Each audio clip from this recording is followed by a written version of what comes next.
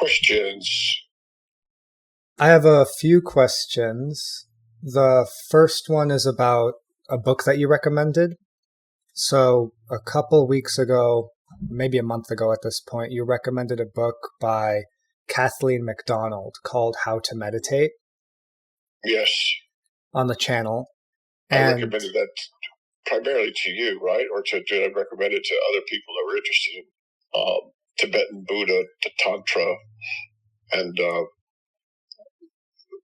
very, clearly described techniques. Right. Well, you did both. You recommended it on the channel at the beginning of a video, and then you recommended it to me specifically for to go through the meditation techniques that are presented in there. Yeah, there's a beautiful description of a loving kindness meditation, and then there's ones of exchanging self for other. What do they call that in there? Do you know? There's a net word for that. Yeah, so that one there's the loving kindness one, and then the next one after that is compassion and tonglen.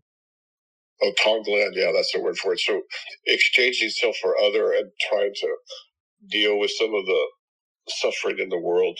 And then, as I recall, it gets into some very real techniques of visualization of energy channels. Yeah, it does.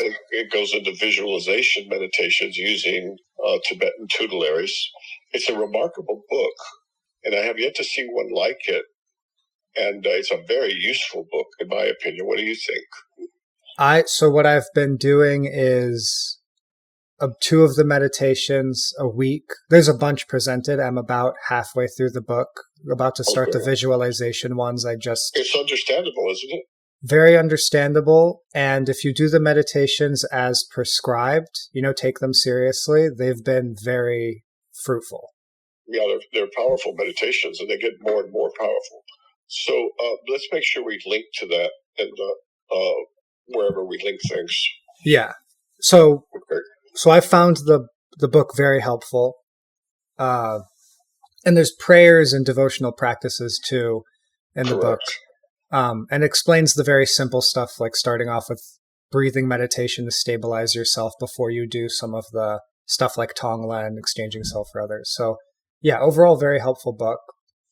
Now the prayer, let me address the prayer thing, because in the West, a lot of secular people in particular don't like to pray. And for people who are raised in one tradition or another, the idea of praying in another tradition is not something that's okay. What I'd like to say is that people forget that prayer can be used developmentally, instrumentally. And it works. And so to learn how to pray in certain ways that are specifically designed to bring you forward, I think is a good thing to do. Now, if there's something about it that you just, someone, let's say they're Christian, and they just can't do it because, this is outside of the teachings of the church or whatever. It's not really outside the teachings of the church, and I promise you God won't mind. But you could also substitute, to some extent, different tutelaries. And what do I mean by tutelaries for the audience? These are these are intermediate substitutions that are used to help the mind get past certain deeply hidden prejudices or biases against other figures. And let me try to explain. In Mexico, there's the Virgin of Guadalupe. In other parts of the world, there's King George. In other parts of the world, there's other saints and figures that are used as tutelaries, and people pray to them rather than, I don't really understand it, but sometimes maybe it's because they don't want to bother God, or they feel that God is too immense and awesome for them to use for these purposes. And so the use of prayer developmentally is something that's been not widely acknowledged in Christianity.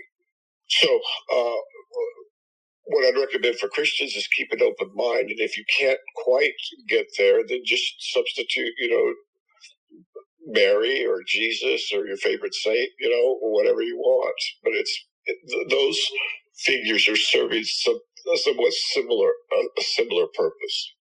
All right. Thank you for letting me explain that to folks. Go ahead. Yeah. And as an anecdote, like the purifying negative karma meditation that is to be done nightly or semi-nightly, you envision a tutelary above your head and they're exuding light. And I use Jesus for that as opposed to the other ones, because I was raised in a Christian tradition, and I'm not well acquainted with how to visualize the other ones yet. So that's what I've been using for the past few weeks, and it's worked very well. Yes, so that's good. So that's really good. And so you did the right thing. Now, ultimately, well, let's not talk about ultimate matters yet. But there's one other thing I wanted to underscore for folks. But let's keep going. It'll come back. Sure. So my question then was, Kathleen presents 10 what they're called analytical meditations. Kathleen McDonald. Yes, Kathleen McDonald. I haven't been able to track her down and find any other books written by her. I think she just kind of vanished into the Dharmakaya. Very interesting book she produced. But go ahead. And then there's, 8 or 10 visualization meditations. Then there's a number of devotional practices. So all in all, there's maybe 20, 30 distinct practices, probably more than that, throughout the book. Some of them are on death and preparing for death and all sorts of things. Does she cover the Nundro, I wonder? So I know the Nundro involves some physical practices, like I've been doing before the meditation, prostrations to prepare, but I'm only halfway through. I don't think she describes it in the exact terms of the Nundro. The Nundro's pretty advanced anyway. Yeah. So my question is about where to go with the meditations once you've learned them all. So like I spent maybe a week with the death meditation, and it was fruitful while I was doing it, but its potency, I don't want to say wears off, but now that I'm focused on other things, it's not as potent right now. And that's true of all of them because they cycle out. Once you've learned all these things, knowing when to apply one meditation or another, is that a feel sort of thing? Yeah, and it varies from individual to individual. There's very few formal developmental paths in the history of our species,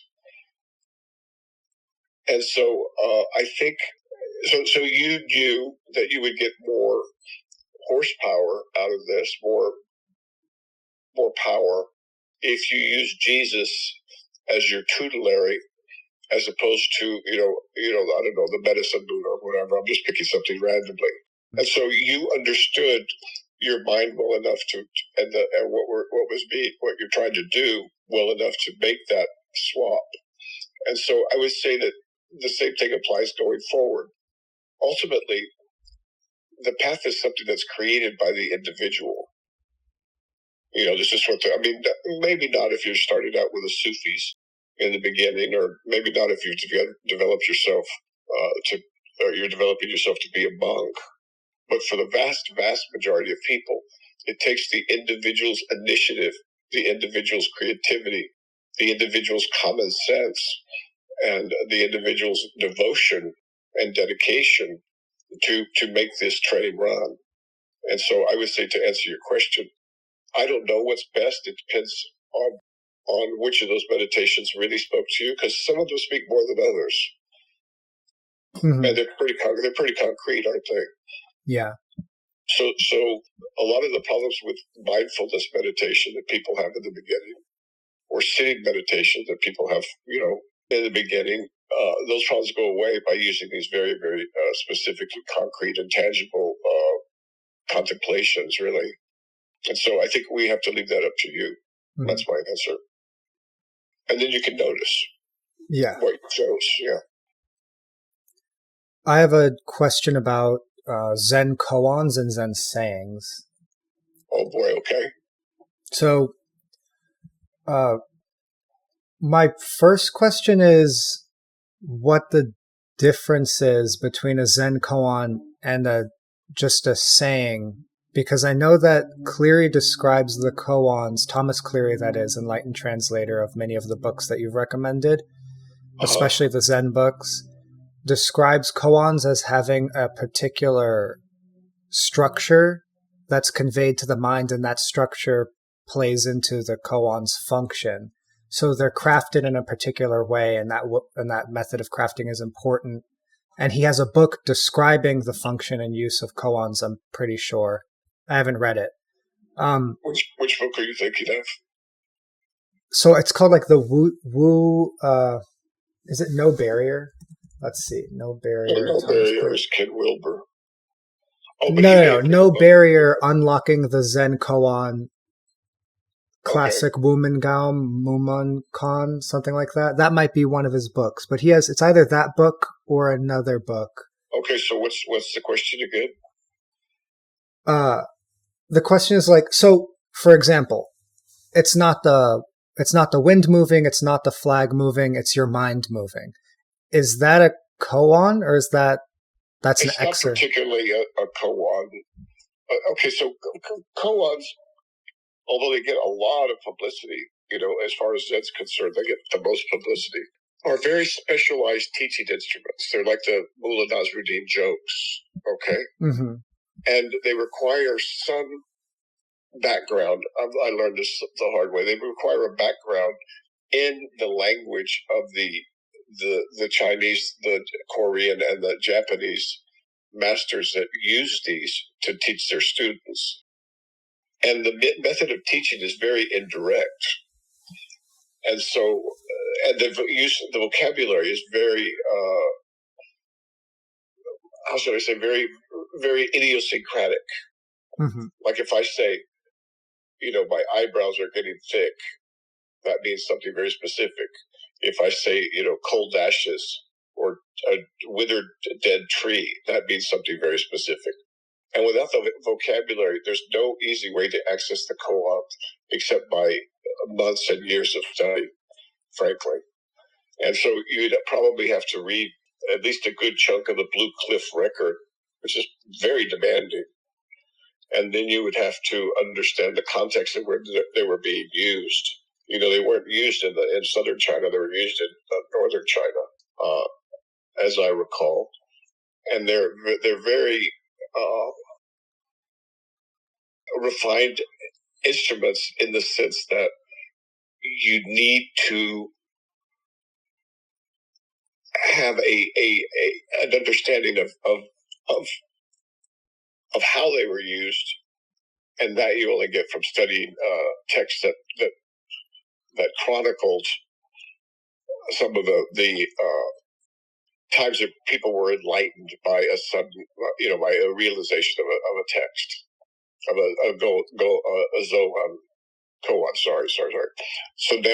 So the problem is that speaking practically, they don't work that well in the modern mind. Oh. That's the problem. Now they're beautiful and they encode beautiful truths, but and struggling with them can be good, and they're kind of like poetry, and sometimes difficult poetry, but sometimes it's very simple. Like for example, somebody comes to a Zendo and asks the master, "Well, how do I enter Zen?" And the master says, "Do you hear that brook over there?" And the student listens, and he hears a brook, maybe, I don't know, 50 yards, 100 yards away. And he goes, "Yes." And the master says, "Enter Zen through there." Right? Yeah. So those are all technical, not technical, but to get that, you have to get it. Right? Mm-hmm. Yeah, you need a working vocabulary for some of them. And you also have to be struggling with some of the same questions, like the two students that are arguing whether the flag's moving or the wind's moving, and the master comes and says, it's not. What's moving is your mind. You have to be struggling with some of these questions before these are going to help. In other words, mm-hmm. And so I wouldn't discourage anybody who is interested from going in and reading these beautiful texts that Clary put together. It took a lot of work, and it'd be nice if the Zendos took it more seriously. But it's a deep contrast from the popular Zen that's all over the internet and all over the bookstores that are written by people who aren't enlightened. And it becomes very obvious when you read the book that these Zen masters are not masters at all; they're posers. And so that's another thing that the koan was used for, was to screen both students and teachers.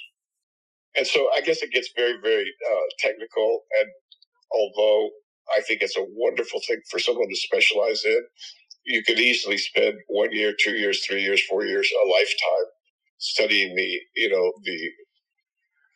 all the little details of Chinese during their golden epoch, and then the Korean and Japanese versions.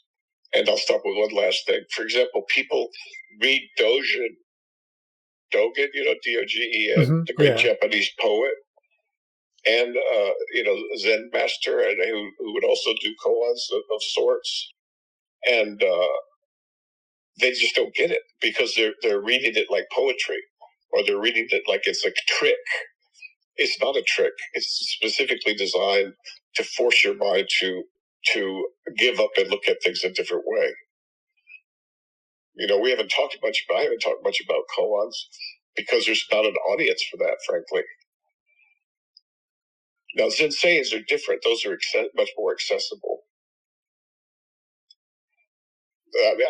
I could say more, but I don't want to, because I think it's too specialized a little alley that we've gone down. Got it. Okay. Thank you for letting me talk about it a bit. I have another question. We talked a little bit, this was a few months ago, about entropy, and you asked me to look into, or you recommended I might want to look into different definitions of entropy and the Shannon information theory of entropy, or involving entropy. And I've been having trouble with entropy and the development of life on Earth, because I keep hearing in all these definitions of entropy that, how do I describe it? Like, things tend to, I don't want to say disorder because that's a bad approximation of entropy, but like things fall apart, or it's really hard to maintain a complex, intricate system because without like outside influences, because it'll naturally decay or fall apart or go to a simpler state of things. But then when we look at life on Earth, there seems to be like a definite arc and an aim to, from protozoa and even before protozoa all the way up until what we have now. And there's human beings, and there's clearly an arc of increasing intelligence, interconnectivity between beings, and interconnectivity between just human beings before we're like disparate tribes across the earth. And we keep getting like closer and closer, and we're more interconnected. I already said that.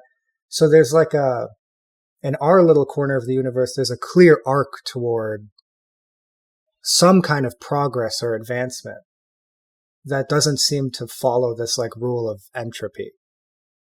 Very good. Very good.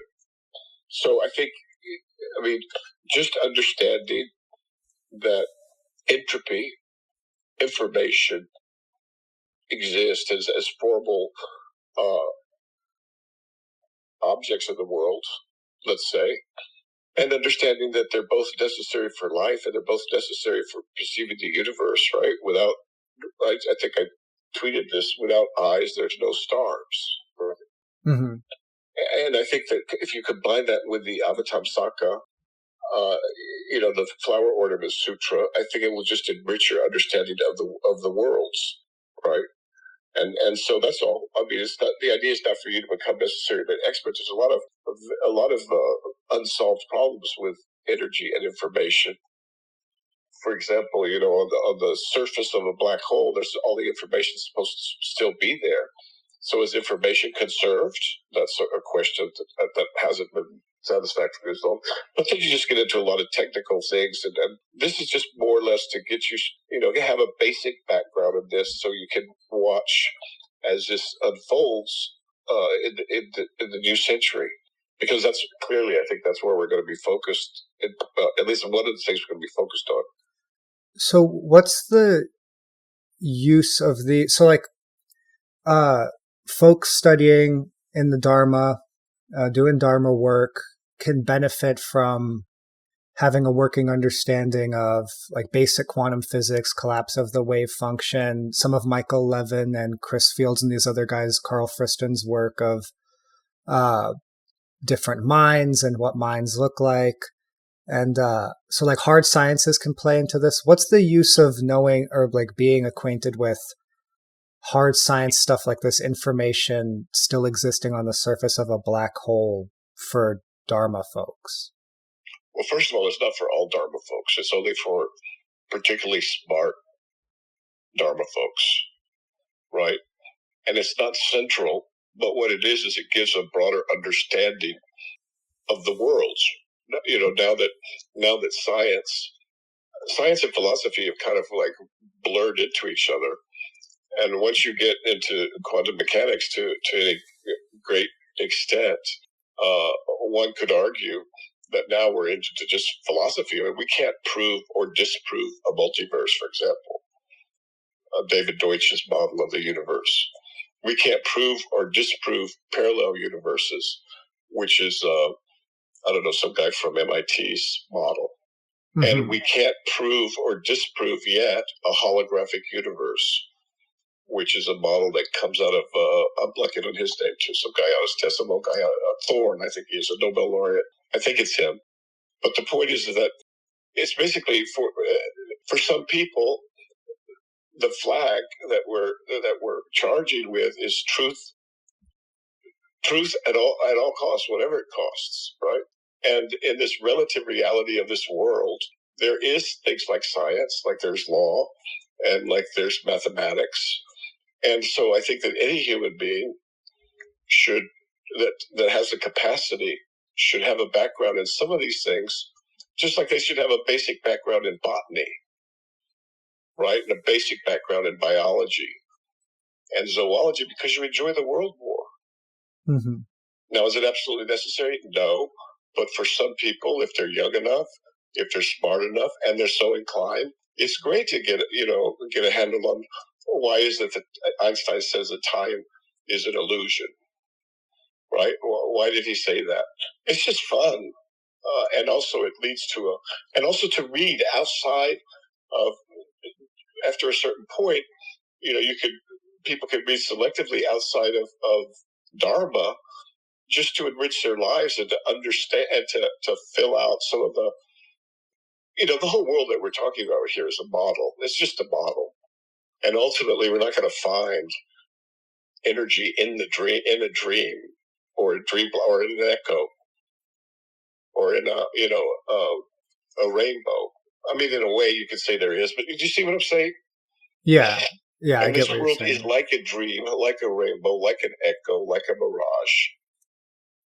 But we're still here, and don't we want to enjoy it too? I mean, it's a beautiful planet. My God, it looks like the most beautiful marble in the universe. Mm-hmm. And I mean, just to contemplate that the universe is growing faster than the speed of light, and so we'll never know. So that's a great contemplation. And so if you want to situate yourself in this cosmos, it's really a very good contemplation, very good meditation, because you realize the relative size of the cosmos. I mean, the planet Earth is not even a speck of dust. And that's very handy when you're getting all your panties in a twist because something hasn't gone the way you want or whatever. You can just flash onto that image and see yourself as a piece of dust on a piece of dust. I mean, it's truth is what we're looking for here. Yeah. And so that requires expanding our the breadth of our the things that interest us. So I actually have a related question on the multiverse thing, but it's not too technical. This is a contemplation that is recurring for me. I keep having difficult. Okay, so I think you posted this and you've said this a few times. There's like two different versions of the quote where it's like it's too late to change the past. But then the other, it's never too late to quote to chase the past. Yeah. Right. Exactly. So I've been having this contemplation over and over again where I don't really know what the difference is between, I mean, I know what the difference is, but it's weird to tease out the difference between something that I think, quote, actually has happened, end quote, and something that could have happened. So like last night, I went to dinner with friends and family, and we're all just sitting at the table eating. And then this morning, I have like a flashback to that time, and I imagine the person I'm sitting across getting up, dancing in the dining room area, and then sitting back down. And that obviously didn't happen, but I can visualize it as having had happened. And the two, what actually happened and what I think of having happened, in this moment, it's like the same thing. They're both just potential memories that could have been the case. But if I talk to other people, there's no consensus about it. Like they'll say, no, that didn't happen. What are you, crazy? But then if I say it in like 5 years... Wait 20 years. Exactly. If I say it in a year, maybe one person goes, I don't really remember that, but maybe. And then if I say it in 5 years, some people would be like, oh, yeah, I remember when Joe Schmo did that. And it's like, that never happened. But so... Well, the Americans defeating the Germans never happened. I mean, it was invented. You know, it was clearly the Russians that marched on Berlin and opened up the concentration camps and did the bulk of the fighting. The Americans gave them a lot of equipment that they need. That's my best understanding. But my point is that actually the two tweets need to go as a pair, although that kind of robs both of them. I mean, I know, and you know as a fact, that therapists can create false memories in people. So I've heard of that. Can you say what you mean? Like, this is for therapeutic reasons or accidentally or? Oh, this is, I don't know what to call this, but it creates iatrogenic problems, problems created by the therapist. Therapy can have some real downsides. So, and I'm speaking here as a psychiatrist and a therapist. So sometimes inexperienced therapists who have gone to a seminar on, let's say, repressed sexual abuse, they start using suggestive techniques or other things, i.e. desensitization or something like that. And unwittingly, because they're looking so hard for it, they find sexual abuse in someone who's never had a history of sexual abuse before. And these false memories sometimes end up in court, and they ruin lives. There's a famous case in California of a woman who accused her father of murdering her best friend. It is true that her best friend was thought to have been murdered. And then about 10 years later, she accused her father of sexually abusing her. Then 10 years later, she accused her uncle of sexually abusing her. And then she accused, I think, her lawyer of sexually abusing her. So it became clear eventually that this woman was crazy, right? Mm-hmm. But meanwhile, this guy had been in prison for 20 years. And so cases like this are not at all unusual to a forensic psychiatrist. And so we know that memory can create that therapy can create false memories. That's all. Right. Okay. Does it do it all the time? No. Are most therapists dangerous this way? No. Is it something that does happen? Yes. And if you look at even someone as august as Freud and Jung, but in particular Freud, he had to the end till his deathbed, he never figured out whether or not the daughters of these very substantial men in Vienna at the time, whether or not they were lying when they said that their either their fathers or their teachers or somebody had sexually abused them, mm-hmm. or whether it had actually happened. Now, in this day and age, we tend to go along with it actually happened, right? We know that rates of sexual abuse are astronomically high for boys and girls, depending on how you define sexual abuse. But in Freud's case, it was completely, he didn't know what to make of it. And he tried. And so there's confabulation in memory as well.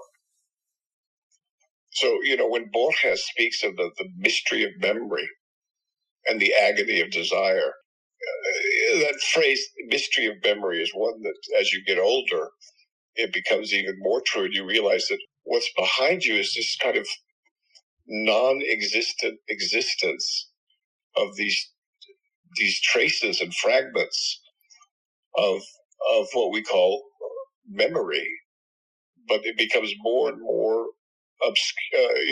harder to grasp. And then you realize it's basically kind of like the future. I mean, who knows what's there? But let's do the other quote, which is, "Give up all hope of a better past." Right.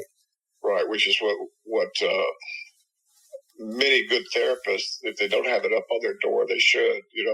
Give up all hope of a better past, ye who enter here, above the door as people walk in, because you're not going to grow by obsessing about the past.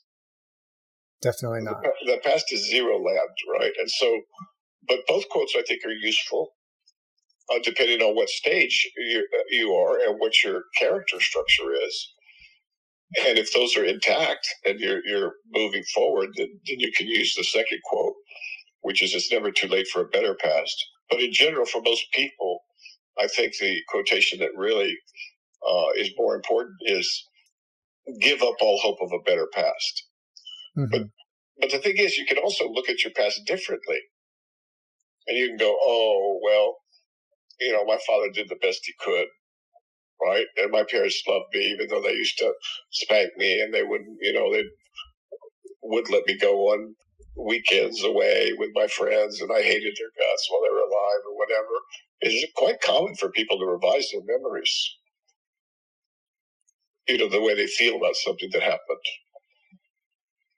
Yeah, that's another thing, is the Sufi adage about how the past can change the future can affect the past, the present, right. And they all interrelated. And then so I've noticed myself. Clary's brilliant on this. Go ahead. Yeah, well, I was just going to say, I've noticed myself more and more. I'll look back on, something will happen to me, an event, and I'll regard it in a certain way. This is what happened. And then I'll look back on it in a year, and then when I learn about other factors or intervening factors, then I realize that's not what happened at all. Something totally different happened to me, and that recontextualizes it, and it's like a different thing totally happened. And since the past is entirely imaginary, right? I mean, yeah. It can be consensually imagined, and it is, right? But sometimes there's group hysteria and group insanity. Mm-hmm. So basically, you can count on the fact that the future is going to change your past. Yeah. And both of them are just imaginary. And neither one of them is a great place to spend your life. You should spend your life in the present, right? But it's just interesting to see these things. And, it's not just the Dharma folks that are, and the poets like Borges that are preoccupied with this. If you look at the scientists, they're trying to figure out, whoa, what is this time thing? Mm-hmm. Does time move, or do we move through time? And you have the block universe people, and then you have the people who say, well, wait a minute, time is something complete. Time is what basically just our way of looking at computation, and using computation broadly, like the sun hits a leaf and the leaf computes the energy value of that photon, and it computes how to grab it, and then it uses a little. We have so much to learn about biology. I guess that's the shortest way to put it. Mm-hmm. Because it's highly, highly unlikely that the brain, for example, is not using quantum effects. I mean, good God, we've been evolving for millions and billions of years. So, all right, that's just kind of like fun. Just like learning about art or poetry. Mm-hmm. Why not? Yeah, especially these days when it seems to be going away because of the machines. That's one of the factors. But I digress. What else is on your mind, or what other questions are there? So I have a question about the past few years, and probably longer than that. I have this this latent greed for spills, chills, and thrills, and getting excited for them. And now, maybe fortunately, I haven't really experienced too many of these, like, fantastic experiences or horrific experiences or whatever that people report sometimes in the Dharma. And I read about them a lot in Carlos Castaneda's book series. All these trials and tribulations and crazy things he goes through. And like you said, Carl tends toward the histrionic, so that's sort of his penchant. But I, either way, I do have this like desire that's been just looming or sitting around. And I don't know if that's something that you kind of just age out of as you become more and more mature. But like, I do find myself meditating and being like, oh, it would be really cool if a visionary thing happened now, or I would like it to experience other worlds, or all this sort of thing. And well, okay. Listen, so there's nothing like, a Satori or kid show in terms of spills, chills, and thrills. Okay, I mean, yeah. But putting that aside, let's say you did want to have some visions. Can you do that? In dreams, I've been getting better. Waking state now. So, and this is not a should you do it, it's could you do that? It's just another aspect of mind, right? I mean, I guess I haven't particularly. I mean, I've tried to visualize things and I have trouble with it, but like right now, if I wanted to induce, aside from taking a psychotropic substance, like if I wanted to induce one of these visionary experiences, I don't think I know how. What I recommend then, if you're interested in something like that, and if you do it and you learn from it, and then you'll of course move on from it because it's not of any significance, but then it helps you get it out of your system, and it also teaches you something about your brain and your perceptual system. So go outside on a beautiful sunny day with beautiful white fluffy clouds, take a picnic or whatever, and just go stare at the clouds on your back. And then find the figures that you can see within the clouds. Mm-hmm. Okay. That works. Okay. Yeah, I don't think I've tried that. All right. And then from there, you can get the general principle, and then, our minds are making stuff up all the time. And so, yeah, get a handle on it, play with it, learn about it, right? Mm-hmm. So these other things like botany or cosmology or information theory or whatever, those are like just kind of like things to make life, it's a little richer, and they do. But nothing makes it richer than actually seeing straight. And when you see straight, then you're nourished completely, and it's a totally different thing, I guess is what I'm trying to say. Totally different thing. Mm-hmm. So I wouldn't worry too much about. So the point is that what goes for all these theories and all these ways of taxonomies and different ways of looking at plants or the cosmos or whatever goes for those goes 1,000 times, 1,000,000 times for your mind. So learn about your mind. by whatever means necessary. Just don't hurt it. Right.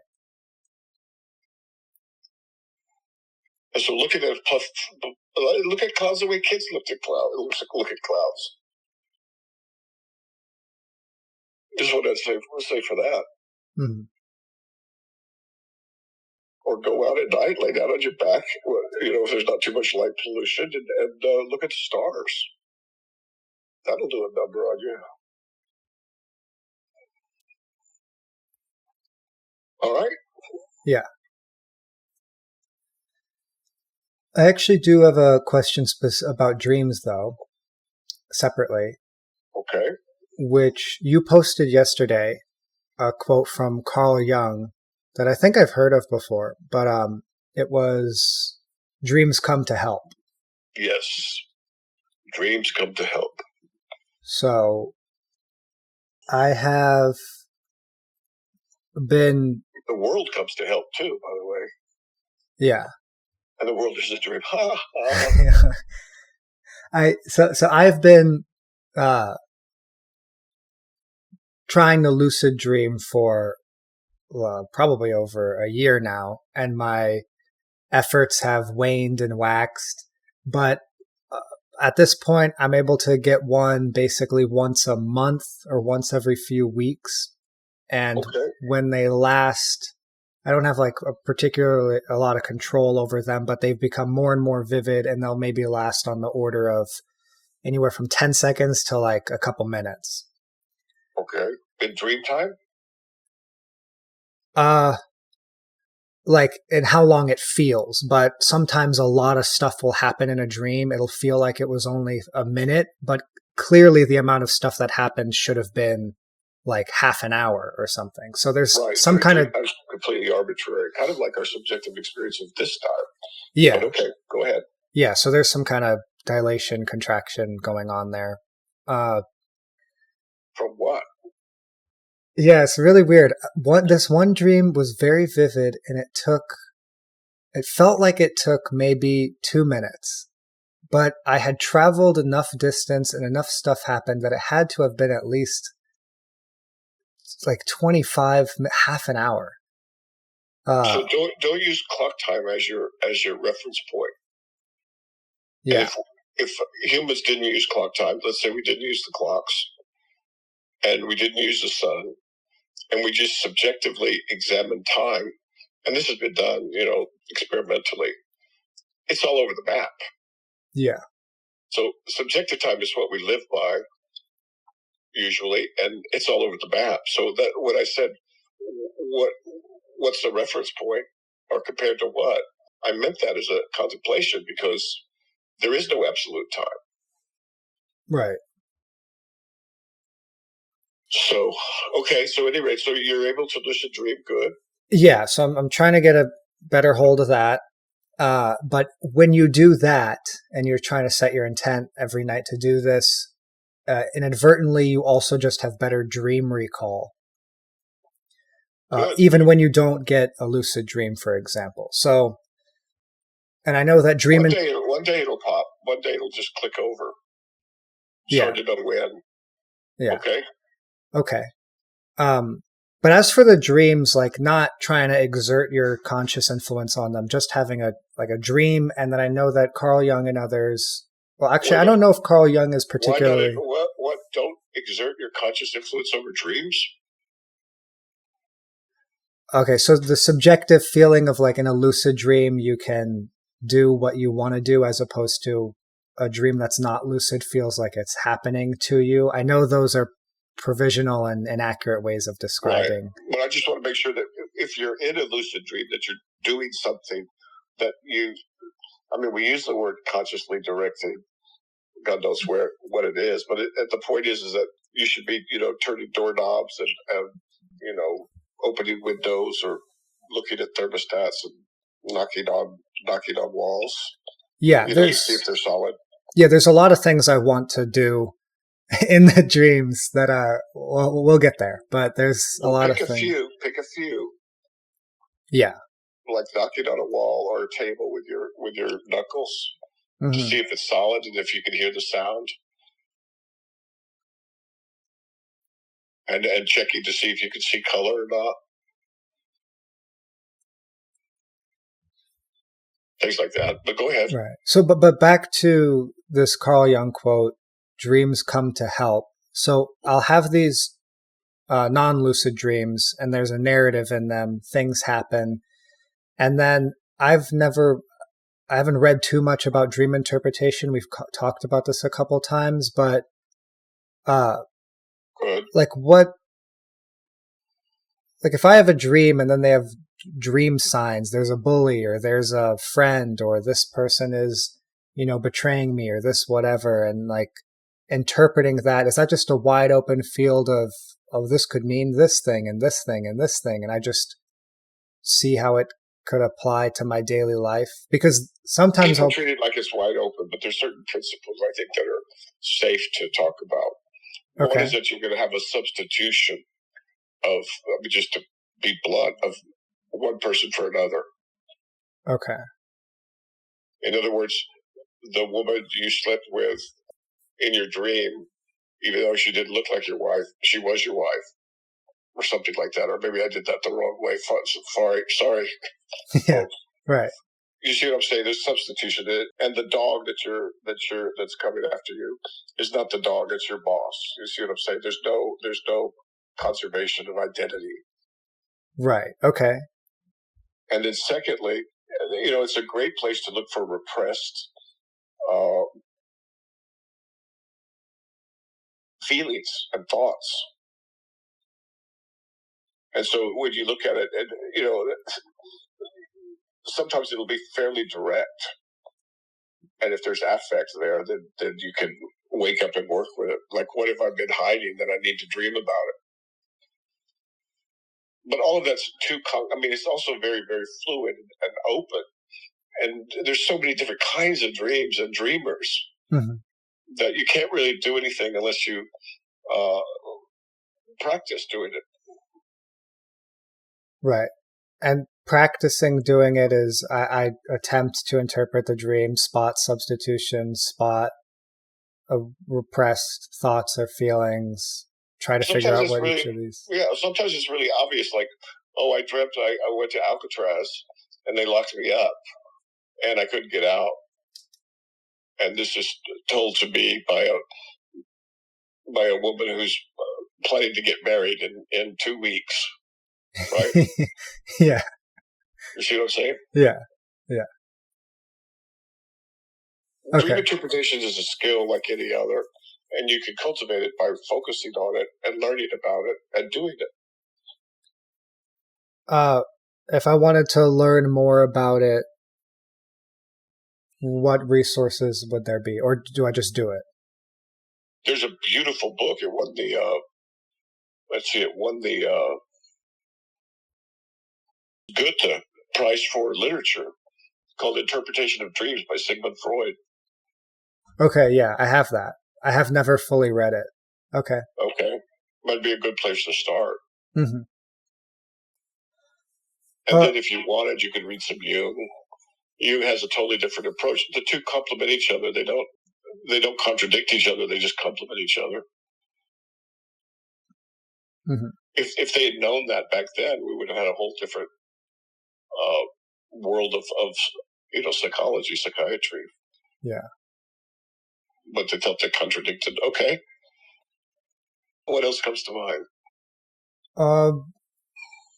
I've been reading Instant Zen a second time through. Oh, good.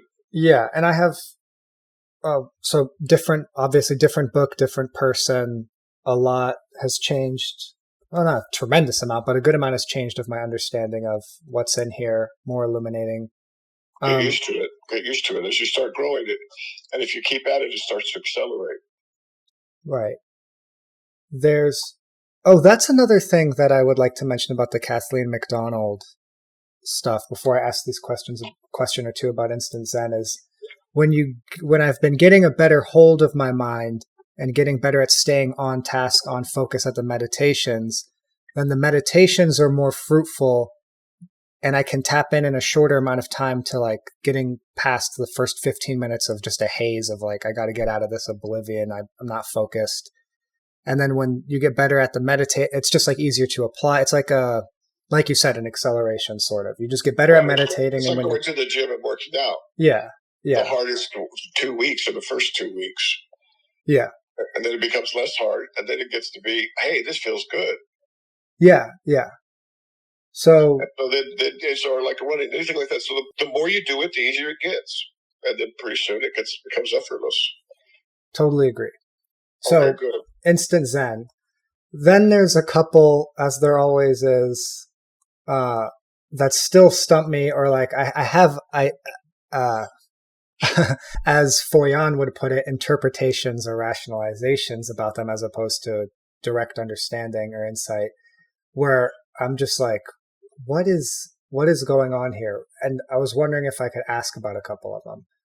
Yeah, why not? So you get to get an idea of the kind of structures that they use. Yeah. So one of them is from actually two of them are in Real Zen, which is page 50 of the copy that you recommended that we all have, this yellow cover, Thomas Cleary, Instant Zen.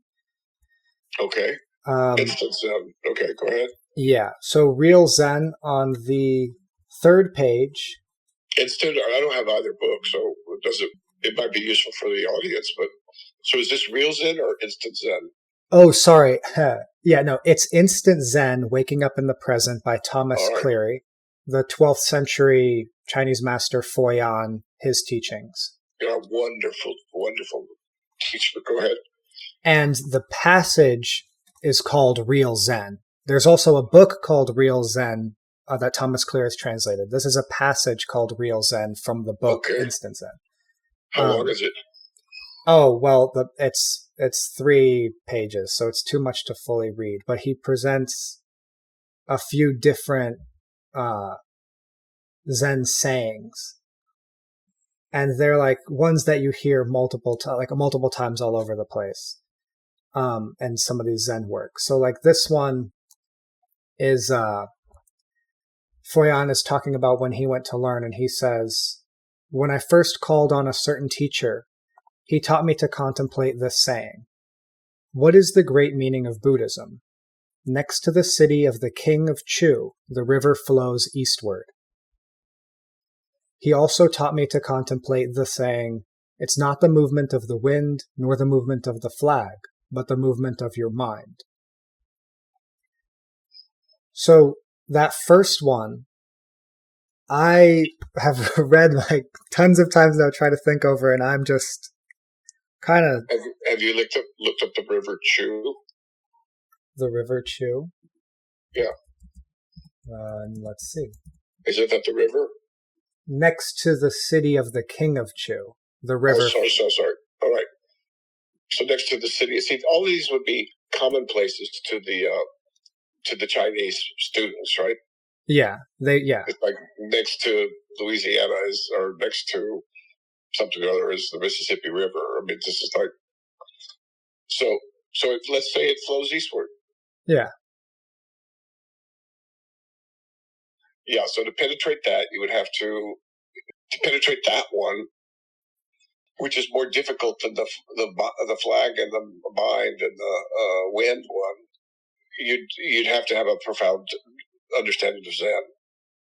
And that one, my eyelashes will fall off if I go too far into that one. So next one. Okay. Let me tell you another story. And apologies for mispronunciation to any ancient Chinese dialect speakers. When Huaitong started to study Zen, he first saw Yunfeng Yue. For 3 years, he could not understand what Yunfen was talking about. He also studied with Zen Master Nan, and after 2 years still did not understand. Then he went to spend a summer retreat in a cloister. In Transmission of the Lamp, he read the story where someone asked Duo Fu, "What is the bamboo grove of Duo Fu?" He replied, "1 cane, 2 canes slanted." At this, Huaitong finally opened up and awakened. Yeah, okay, so that's good. So he spent 10 years total or 5 years total? 5 to 6. 5 to 6. And then he went to like a Zen summer camp. Yeah. And there he woke up when someone said, 1 cane straight and 2 canes slanted. Yeah. Right? Yeah. Okay, that's another one where my eyebrows will fall off for that one. Okay. See, the things that trigger awakening could be anything, right?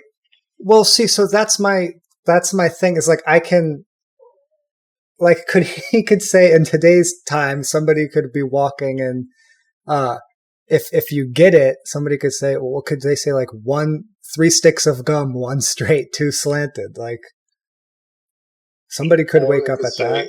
They could point their finger. So you ask, Master, what is Zen?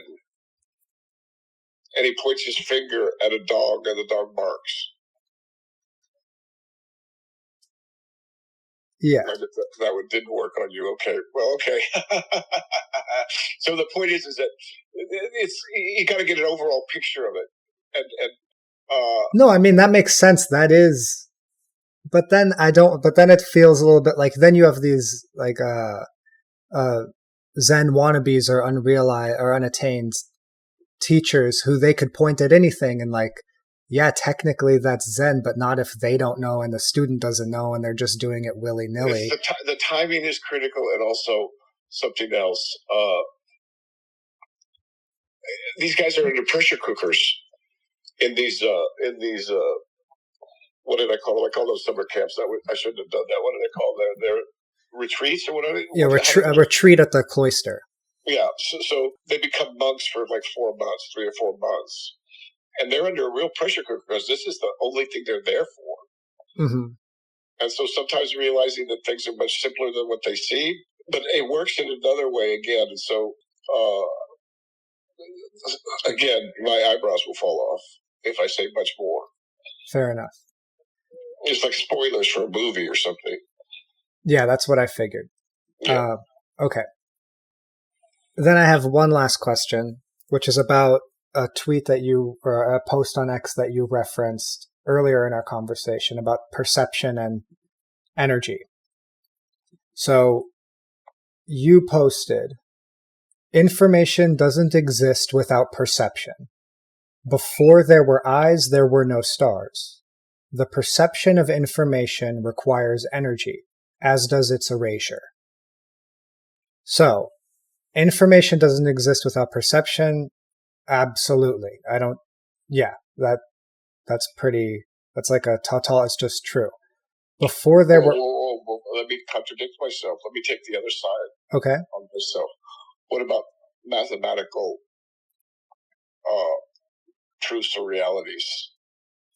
Like, give an example? I don't know, the golden ratio. What about the golden ratio? Like, that it exists? Yeah. Without perception. The golden ratio exists without perception, does it? It's a mathematical ratio, right? And never mind. I shouldn't argue against myself. Let's just go with what I said and not argue with me.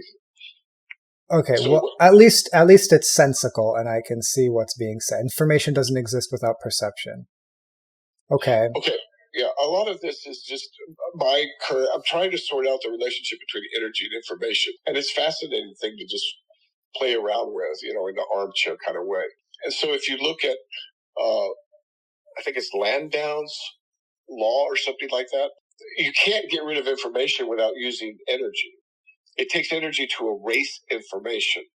And this is important in cosmology and all kinds of other things too. So information, which seems like it's not that big a deal until you try and get rid of it, in which case it requires energy to get rid of. Yeah, so that much made that made sense. What I didn't get was the perception of information requires energy. I was just playing around with this. I was just contemplating and thinking about it. What if we looked at energy as the totality of both, information as the totality of both its creation and its perception? See, because when we look at energy, or when we look at information, we don't look at the energy required to turn it into information. We only look at the energy it requires to erase the information. Something like that. Okay. These are like the things that old men get preoccupied with, just for fun. Okay. I mean, we do need to work it out. We do need to work it out because the computers are going to come and eat the worlds if we don't stop them and turn everything into information. Yeah, information. Yeah. So don't get caught up in it too much. But I was just noting that sometimes I'll if I have a mini thought,